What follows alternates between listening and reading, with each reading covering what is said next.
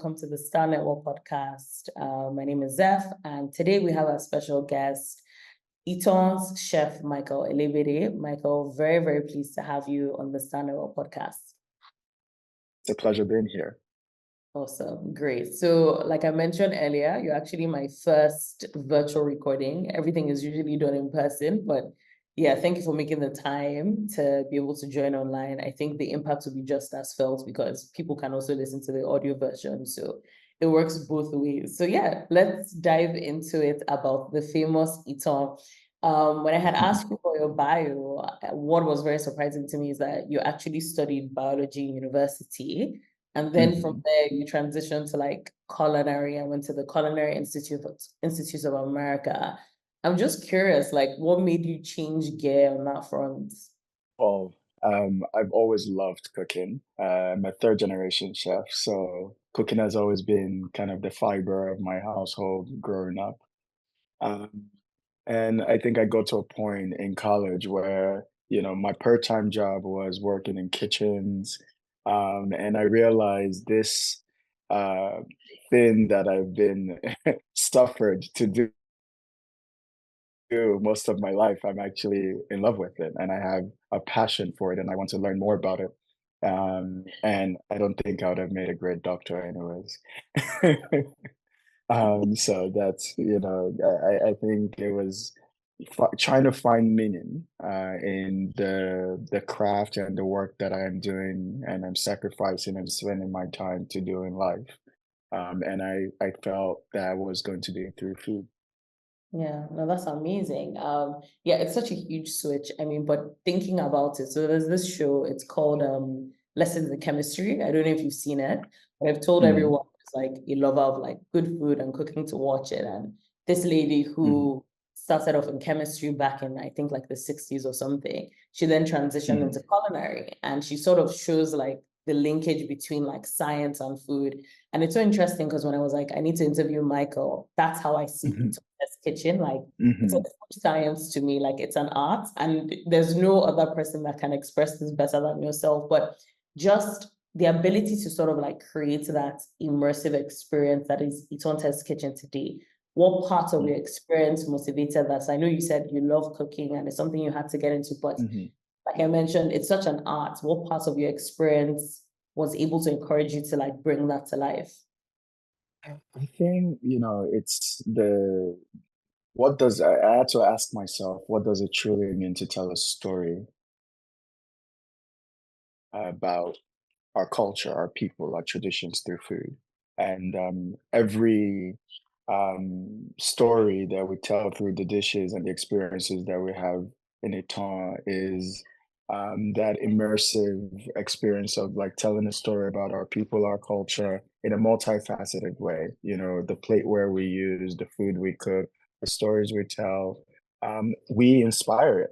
We are incredible people. We as Nigerian people and West Africans are incredibly creative, diverse, delicious, and that's really what inspired, the storytelling. Our stories are barely told as well. So in in creating the narratives around Itan is how do we bring something that is already remarkable, which is us, our culture, in a space that is culinarily inclined. Yeah, no, and I really like that because I think everything that, so I'm even just speaking as a customer, like, having been to Italy, it's interesting how, when you would serve your guests, the story behind each dish, this is where it's Mhm, from, this is why it's going to be paired with this. I think that's why Italy stands out because people are yearning for that storytelling. It's not just, oh, I've ordered, I don't know, like a steak, for instance. I'm just using something very mhm, simple. But there mhm, is a story behind what you're eating. And I think that's why it stands out. But when people look at it all, they may just think, wow, Chef Michael started and here he is today, right? No one really wants to, or actually they are curious about the journey, but you don't really hear mhm, about the journey. So, you started off as a chef at 11 Madison and Park, right? So correct me if I'm wrong with 11 Madison Park. Yeah. exactly 11 Madison Park. And that must have been such, a teaching moment for you, like in your career before you then decided to move back to Nigeria. Mhm. What lessons were Mhm. you able to extract from that experience that has shaped you to Mhm. date an entrepreneurial chef? Absolutely. I think, like many crafts around the world and many professions, you start from the fundamentals. So, I went to culinary school in Napa Valley, studied culinary arts for about 3 years, studied wine, and working at a place like 11 Madison Park, where, everything had to be done a certain way, the precision, the attention to detail. It taught me a lot about, you know, that integrity around food. What does it mean to create at a certain level? How, the resilience of cooking um, dishes that are not just for consumption, that are beyond food. The intentionality of storytelling with ingredients, letting the ingredients shine, exploring the different ways you can use one ingredient in dishes. That was that experience for me, and I think it's very important to have such a strong experience regardless of what you're doing. Having experiences that challenge you and help you grow before you embark on your own journey. And I think working in restaurants like that really fortified me, and also allowed me to strengthen my weaknesses, and a better chef and a better culinary practitioner. Yeah, yeah, no, that's amazing. And thanks for sharing that because I Yeah. think a lot of people who probably want to like transition or they look at contest kitchen today and it's very admirable. Sometimes it's very easy to think that the journey started because Michael woke up and decided to like go to the kitchen, right?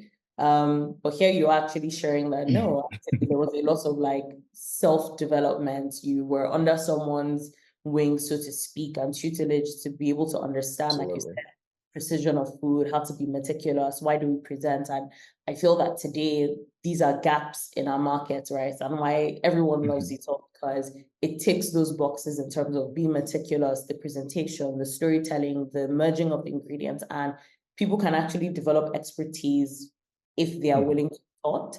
And I think that's something like a lot of young people need to like, it's okay to actually like learn first and then you do your thing. Absolutely.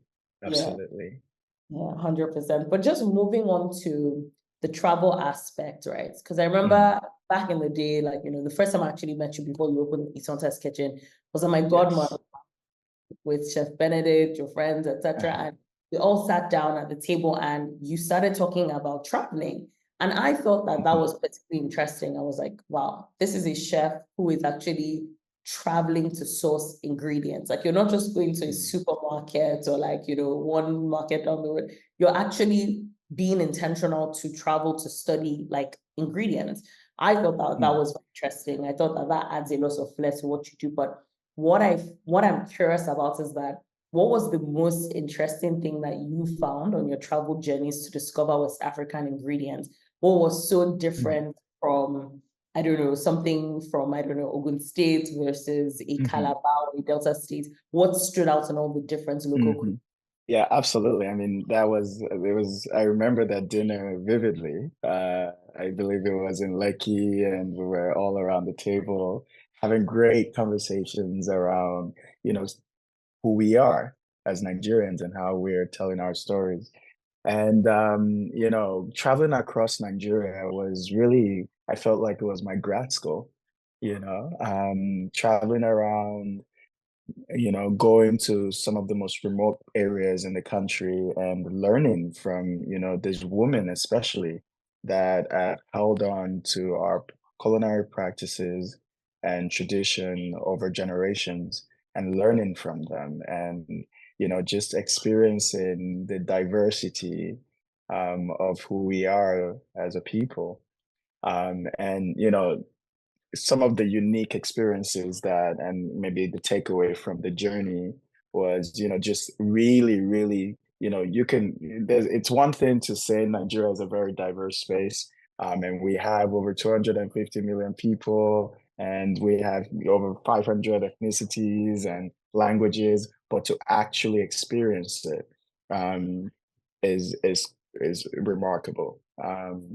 And just experiencing the diversity of ingredients, spices, techniques that different people were using across the nation, that was quite remarkable to me. And just like you mentioned, seeing how different, food in Maiduguri is from dishes in the Southwest and the Southeast. And then you even look at the Middle Belt, you look at Jos, you go to Jos and you see how, the climate has informed the way they cook, the ingredients that they use. And you never see those ingredients like Atili oil, which is very reminiscent of olive oil. You never see that, in the North. But again, you never see in the Southeast people using ghee, which is clarified butter, to cook, or making soups with pumpkin, like mian taushi. It's just, and but also there's something quite beautiful within those differences. You also see a lot of similarities, and how food is such a remarkable archive of our journey into each other's cultures. You see how different people have experienced suya across the country. Everywhere I go in Nigeria, there's suya. And we know this is, derivative of like the Fulani people and their journey, in collecting spices and preserving meat that we now know as suya. And you see it in Benue State, where you mostly have it with goat, and then you see it in places like Lagos and the north, where tozo and different offals. I found that really remarkable, where food, it's sometimes it's very difficult to think of Nigeria as a singular entity. But food plays such a remarkable role in reminding us that in all of our differences, we still share a lot in common. And I think that was another remarkable, takeaway from that journey. And I also found it quite, uh, unlike many, I'd like to think I've studied a lot of cuisines globally. And one thing that is quite peculiar across our culinary expression is the way our food is so intertwined into our traditions. There's a meaning, to how people eat, what people are eating, when they eat it, what ceremonies, what spices, like atare, which is the grains of paradise in the Yoruba land, is one of the first things a baby tastes, when it's born. So like just a lot of this beautiful things that are, kola nut, how you welcome people, and this we also practice this at Ito as well. Like when the first thing you eat, is kola nut, because he or she that brings kola brings life. So like food is such an integral part of who we are. And it's beautiful seeing the many expressions of that across the nation, you know. Yeah. Yeah, no, fantastic. And thank you for just giving so much like color and context to that, because yeah, like I said, when I think of Ito, for me, it's like food science, and it just shows the depth of knowledge and time you've taken to actually learn and understand how these things work.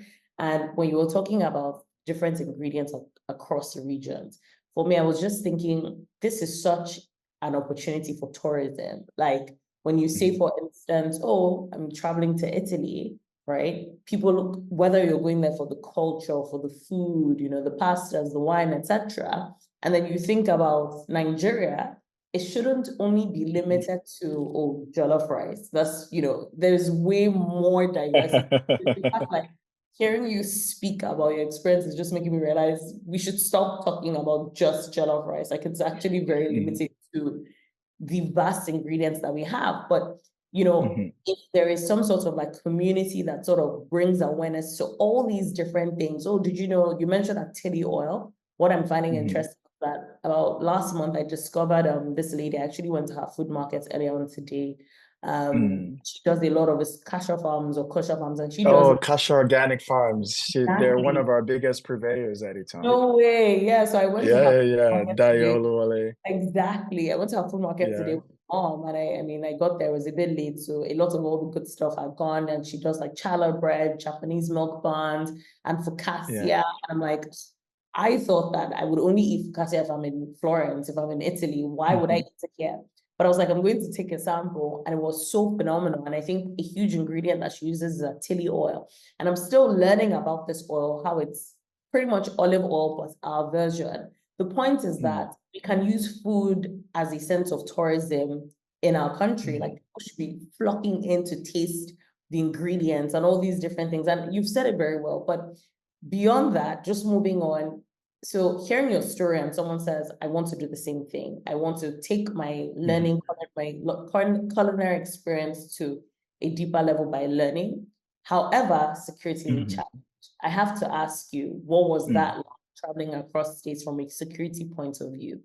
So I feel like a lot of naivete went into the way I approached my travels across the country. But I was also quite intentional. I'm an adventurer by nature. I travel a lot to different places and people. And one thing that I've remained constant, nothing is ever as bad as people make it, you know. And oftentimes the bad news and the worst things about a certain place are the things that people hear. No one ever really hears about the beautiful and the good things. Throughout my journey traveling across Nigeria, yes, I was very careful, driving only during the day, doing a lot of research to where I was going, making sure I had my hotels reserved, and know where I'm going to sleep and know that I can get there in a timely fashion. I didn't have like police escorts or anything like that, but I had an experienced driver who, had, some form of that our security was challenged at any point, you know. Like people, I remember there was a time our car broke down and you just saw people came, they helped, they didn't want anything in return. It seems like the farther out of Lagos you go, the more graceful and, welcoming and kind people are, and I think that's something that we need to also share a lot more of. We are not hostile people, and if you're, doing things with, just the with common sense, right? Like don't drive at night, don't go to places that you shouldn't be, asking people, interacting with the community because they know best, being humble, being kind, being, not being exploitative, like, even when I would go to the market and I would cook with random people I've never met before, I would buy all the ingredients, and when we've cooked together, because I'm just experiencing their cuisine in their home for the first time, I would give them money because what they just shared with me is intangible, and I know how far I can take that, so it's valuable. And it's being conscious and, being aware of you're going through places regardless of where you go around the world, and so like if I were to advise someone, that or two across it, start from places that are easier, and aren't as confrontational to you, like to Kano, go to Ibadan, go, and those places, it's less rural, in the main city, and just start gradually, do your research, um, and just absorb, be one with the people. Really, that was one of the most, probably one of the most significant um, moment of my life, and really transformed um, my perception of Nigeria, and really what I did moving forward. And I think when we talk about security in Nigeria, it's very, very important to realize that like it's actually not that bad. The security, we're not in compared to other parts of the world where, even in the main cities, people are not safe. And, yes, we have, everywhere has their flaws, but we're really not that bad when it comes to security. Yeah, 100%. No, I agree with you. I think, like you said, be wise wherever you go. So in some ways, just start small. Like you don't have to go somewhere too far. You can start off with, I don't Yeah, know, places that are approximately maybe like an hour or two away from where you stay. Um, absolutely. Yeah. have a good sense of the land by researching. And I think what's also very important is Mhm, when you made about blending and being chameleon. And maybe that's the mistake a lot of people make. mhm. They come in and they put on touristy antennas, but it's just soak in and just be, right? So no, I think that's very good feedback on the Yes, audience. be yourself too. If you have an Yeah. accent, use your accent. You know, you don't have to be like a Nigerian version of self. Yeah. Just they called me Oyibo everywhere I went. And that's okay. And they were welcoming. Allow, just be. Yeah, no, I really like that. That's very encouraging for people that are listening. But let's now move on to the entrepreneurial aspect of things. So like I mentioned, people see it and they think, well, this is glamorous, or one day I want to like go into Mhm, culinary, be a chef. But the way that I will also define you, I had used the word like itones an art, or it's like science of food, but you're also mhm, an entrepreneur. What challenges or three challenges did you face when you were setting up Iton that people mhm. can learn from? Um, it's present fine dining, that incorporated communal dining experiences in Lagos. I had to balance this act of innovation with like a cultural sensitivity, and like, also understanding the business acumen to the reality of presenting something that new to our space. And don't get me wrong, most of the people and the clients that, we that come to Etown are relatively well traveled and have, experienced tasting menus in many other parts of the world. But, there's something about, you know, approaching our food from that lens that at the beginning seemed very confrontational to many people. So for me, it was also, starting small. What does it mean when how do we bring people along with us on this journey, without, you know, um, making it seem like we're bastardizing the culture or something that is so sensitive, like people's um, identity, which is what food is. I think food is the core of our identity. So this is, the going into the business part is also realizing the limitations that I have in in the culinary or hospitality space in Nigeria, and work into those limitations, as well as the multitudes of resources that I also have in Nigeria that I wouldn't have in other places. And also, just cutting my coats to size, right? Understanding that this is a journey that we're all going on. So, um, looking at all the challenges as something that um, is part of the growing process of building this culinary infrastructure that we would love to see at some point in Nigeria. And that, from, how we, brought in staff to, how we interacted with our purveyors that, oftentimes don't get people asking for, level of specificity when it comes to ingredients and quality and things like that, because most of the time things are just being thrown in a soup, right? In their perception. So just also like, and respecting, when we're interacting with, I'm a Yoruba man, regardless of, how traveled I am across the country, you know, when we're interacting with other people's cuisine, other ethnic cuisines, doing our research, understanding the core of it and expressing it in a way that is respectful. But yeah, there were a lot of challenges. It wasn't easy.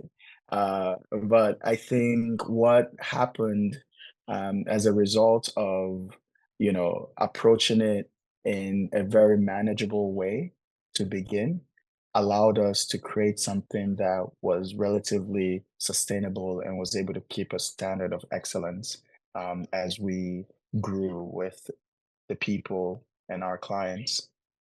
Yeah, no, amazing. And you said something that's very important. I like that you mentioned, yourself as a Yoruba man, but then if you're doing a presentation of maybe something from the East, for instance, just Mm, taking into that consideration of how would someone in my audience want to feel appreciated as I'm presenting their food, right?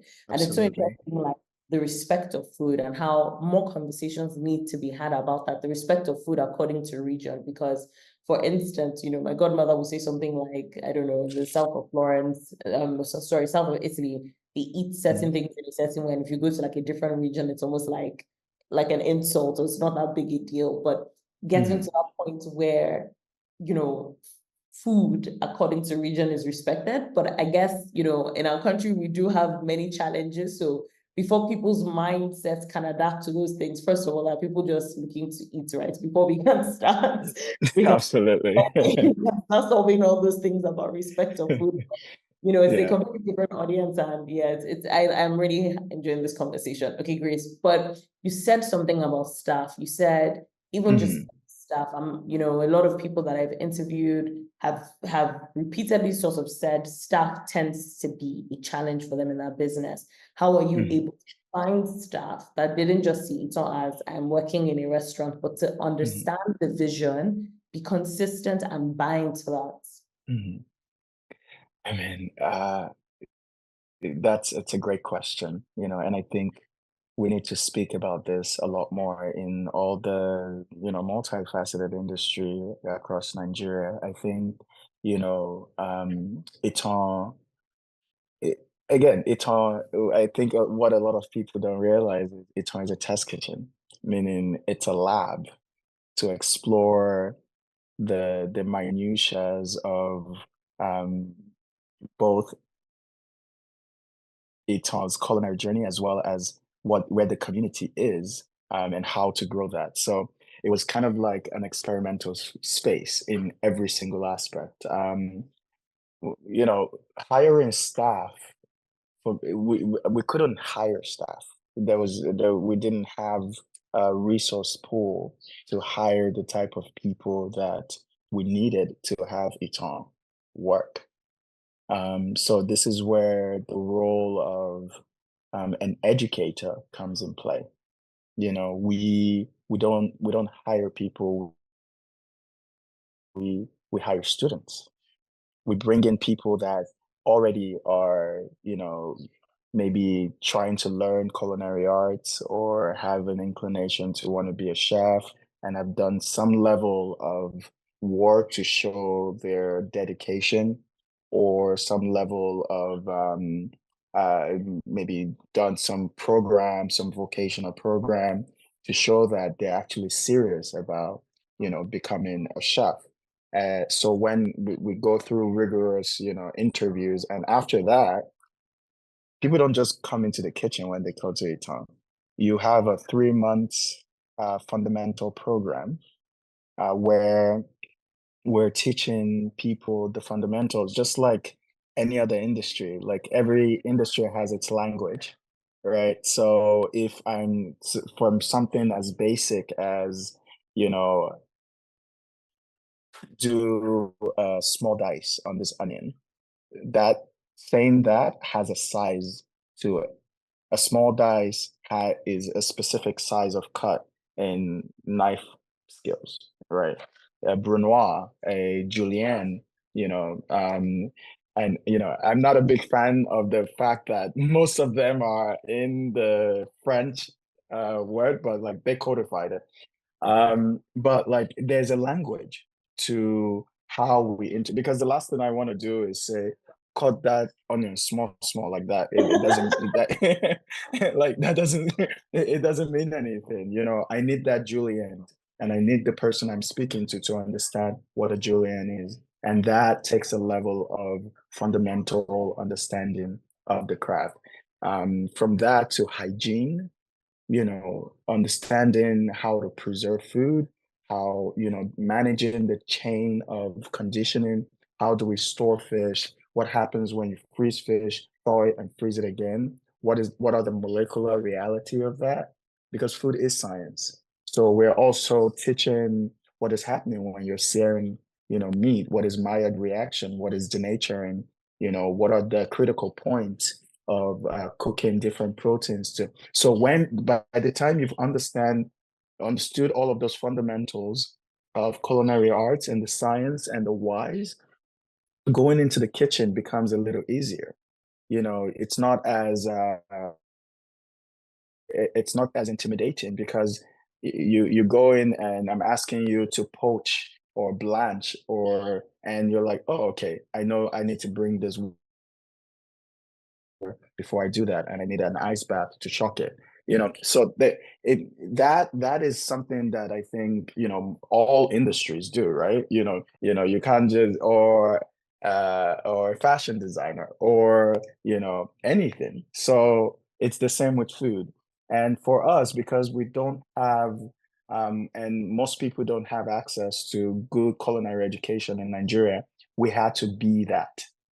We had to be it in the culinary space. We had to be it in our with our purveyors, working with them to grow. You mentioned Kasha Organics. She's been with us from the start. Working with her to grow specific types of greens for us that we use at ＩTΑN. The flowers. Just a lot of the things that it's about creating that ecosystem that sustains you. And if there's no educational program that allows that to be sustainable, what you're going to find is that you're complaining about not finding staff. But I think for us that if you know better, you do better, right? And you bring people along. And I think that is really the secret to doing something remarkable in Nigeria. You have to teach people. You have to really not even teach them in this basic way that I need to teach you to just get this job done. No, you have to teach them in a way that someday they can become you. That is the only way we're going to grow, in a way that is we're intentionally bringing people, adding so much value to the people that are working for us that, it takes it's only beneficial because at some point it takes a load off of you because then you're replicating yourself, and that's something that is so important about, you know, working and staffing with people in Nigeria. Correct. No, I think what you said is very impactful. And I mean, you've said it specifically to the point that I was going to make, that it's beyond just telling someone, cut the chicken this way, right? And they do it in a particular way today, but then next week, when they're seating guests, it's done in a different way. But you taking a step further to actually explain this is why it must be cut in a certain way. This is the reason behind, like the why, right? Being able to teach. I think that's something that is sort of missing in our mindset. And if you think about it, like, depending on the household you grew up in, if a parent sort of tells you, or don't do this, right? And sometimes as a child, you're inquisitive and you say why. But Yeah. in our culture, it's almost like the less you tell a child, the better. And because I'm older than them, if I say don't do it, then don't do it, right? Then you have, Hmm. let's call it household B, who has a very Hmm. different set of parenting skills. They are more, let's call it open and more Hmm. engaging. So when they tell that child, don't do this, they then sit down with that child and sort of explain, here are the reasons why you shouldn't do it, here are the Hmm. consequences to if you do it, and here is Hmm. benefit if you respect what I'm saying, right? I believe Absolutely. that if you follow the thought process of household B, that child is going to grow up with a lot of emotional intelligence because they understand the Hmm. why behind things. And it's the same with, Absolutely. I love what you just said about you can't wait for someone to provide a training school. ԻTAN Hmm. became that training school and that program. And in a lot of the podcast episodes that I've had with some of my guests, these entrepreneurs, when they talk about gaps and they say they're looking for training or looking for staff or like funding, for instance, Hmm. something that I have frequently suggested is you can build the fund, right? Like they don't necessarily need to look for the investors, but because they have developed expertise, they can be that fund because they identify Hmm. the gap and then go and help people. So in your case, I love to hear, and I know the audience is really going to love this, that it's not just a case of the staff you have seen in it's all they just walked in or Michael just found them randomly from a job website. It's we developed a program to rewire that mindset to understand the why of how we do things. This is why Hmm. food should be respected in this way, and then they're able to go into the kitchen. And I think that's a testament to why Ito is so consistent, right? Like nobody has a negative thing to say about it. Like even just if there's a price increment because of the economy, you're still going to want to pay for it because you understand the value of what you're getting and you understand that consistency. And it's very beautiful to hear. So I'm happy that Thank you're you. able to be granular about the details on the process and let people actually know and learn from it. But speaking about processes, a huge part of your life as well. You had mentioned, your mom and your grandmother, they were very integral like, Hmm. in that cooking journey. Can you just share very lightly on that? And another final question is, I know you're also part of like the SDG 2, which is the Sustainable Hmm. Development Goals 2, as a target to like eradicate hunger. Have you been Hmm. able to like contribute to that in any way possible with it all? In fact, I think you've answered the question, Hmm. which is your training hub. But yeah, if there's anything else you Hmm. want to share, like please feel free to. Thank you. I mean, women in our culture do so much, and they are the cornerstone and the backbone of our culture, especially in food. My grandmother, during the colonization, trained under a French chef and became a pastry chef in Aguda, and had restaurants, a fashion school, and she had 7 kids. And my mom being one of them, trained under her. Most of them went into the food and fashion space. And one of the things that I remembered so much growing up is they always had apprentices, and at the end of, like, the training, uh, they would do a graduation, and that way they would close down the street. They would, the people that are graduating from the fashion school would get a machine, the Singer machine.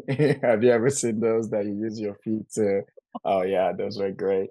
And then, people who are graduating from the pastry and culinary space would um, get an oven with like a stove on top, because it's kind of inciting that you can move forward and become your own entrepreneur, and I'm investing in you to do that. So yeah, just growing up with such remarkable women who were already doing such remarkable things in the society, really informed many of the ways that I approach my career and the impact I want to have in,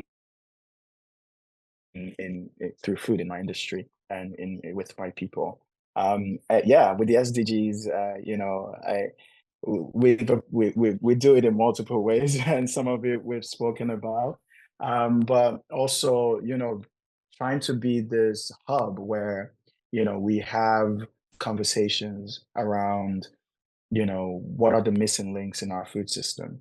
We had a food summit a couple of years ago where we brought in, you know, people from different spaces that influence our food system. And it was kind of, the title was The Missing Links in Our Food System. So we had politicians, people in tech, from the farmers, restaurateurs. We had everyone, you know, in the room, and we were talking about, you know, how are we bettering our industry from the tech space? What apps are helping us, you know, navigate, you know, our food system? You know, the farmers, what are your difficulties? What are your challenges?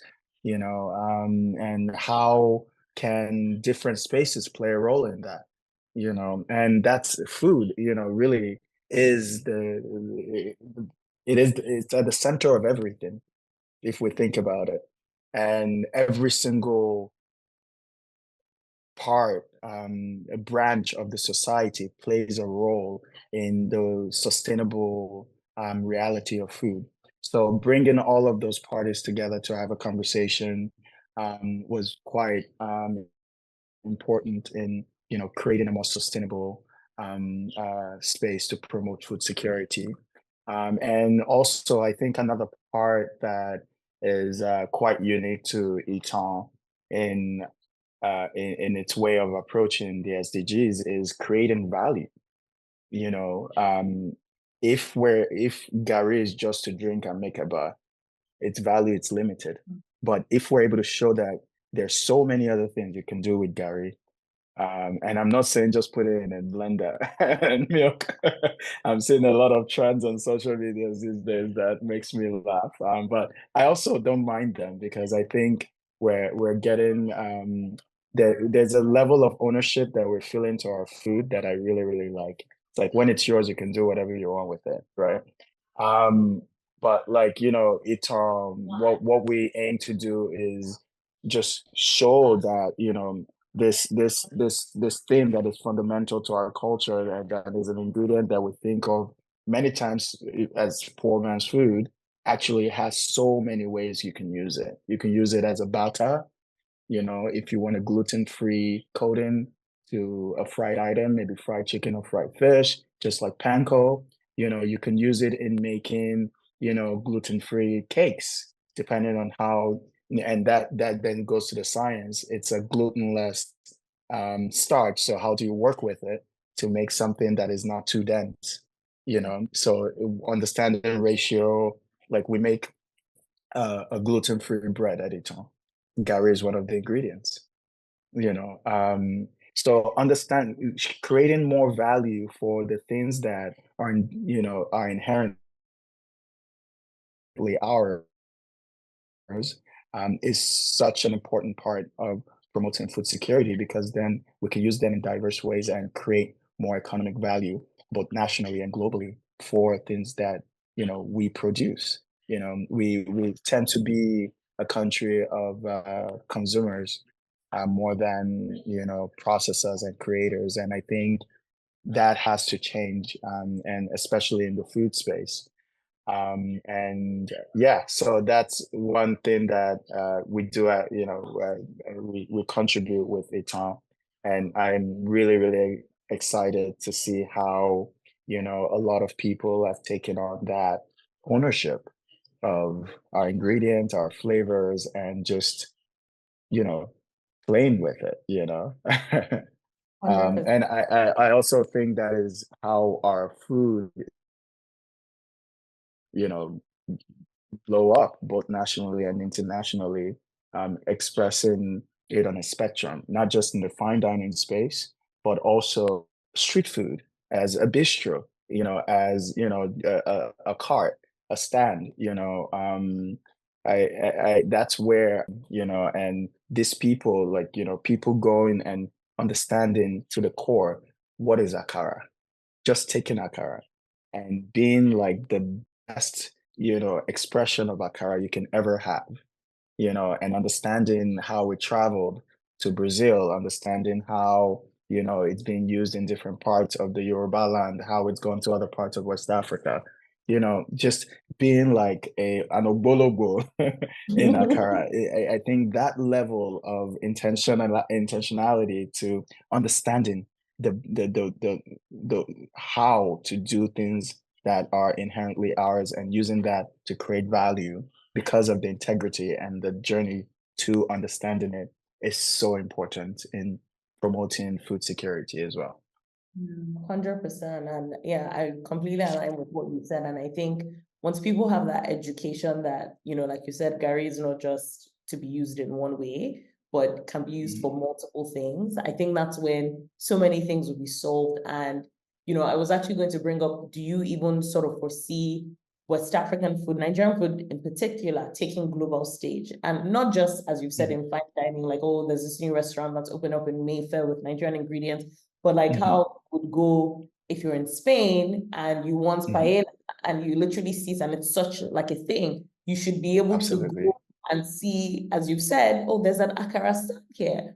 And if I go to London or if I'm in Spain or Italy, they just know, oh, wow, this is a delicacy from Nigeria or like certain parts of West Africa specifically. And it becomes a huge thing. And I think, the story really starts with us. So once we can actually start owning that process and educating people and learning more, I think it's going to really blow. Like the same way like our music has gone far, our movies are going far, our sports industry is going to go far. I feel like our food is literally like, it's there, like it's starting to come up and there's a lot of potential for it. But I think people like yourselves, when you speak more about it, and I'm excited, I'm very happy, I can't wait to like release this episode, but even just doing more educational content around it, I think will wake people up to realize, oh, wow, there is something here that is worth exploring. So yeah, I mean, this has been so phenomenal, Michael. We've learned so much. The very last question, everything is, what is your favorite quote and why? But I also want you to answer what keeps you grounded. And the reason that I ask is,